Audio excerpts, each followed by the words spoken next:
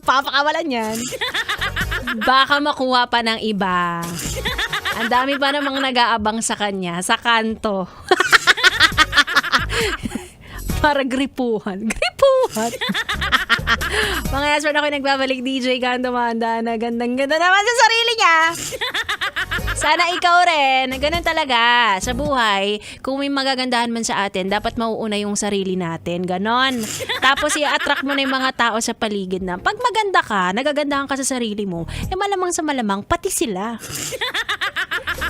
Diba? Kaya nga nahulog siya sa'yo. Ay, ewan ko na lang sa inyo, basta ako may flowers ako ngayon. Weird flex, but okay. Anyway, maraming salamat po sa nagpadala ng bulaklak sa akin. Hindi po siya nagpakilala. May bulaklak po dito at may tinapay. Ewan ko, hindi ko pa natitikman. Ano? Operation tulong po para kay Ganda Wanda. Salamat po sa nagbigay. Ano ba naman to? Yellow roses. Ano ba meaning ng ano? Anong meaning ng yellow na bulaklak? Dahil ano, madilaw yung ngipin, ganon. Sabi ni Robin Shena, money daw. Ay, talaga? Sige po. Ayan na, pag magsisend kayo ng bulaklak sa akin, sige, ano po, yellow na lang po ang roses. Tinatanggap ko. Kung sila ay kabarista, gusto rin ng operation tulong. Again, salamat po sa nagpadala. Kahit ayaw mo magpakilala, para ka naman tanga.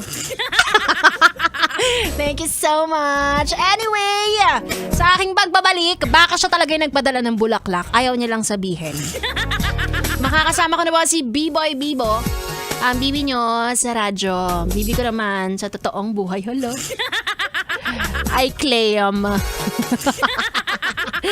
Anyway, tuloy-tuloy ang ating tugtugan dito lang sa stasyong number 1 sa kalokohan. 101.1 Yes FM. 101.1 Yes FM.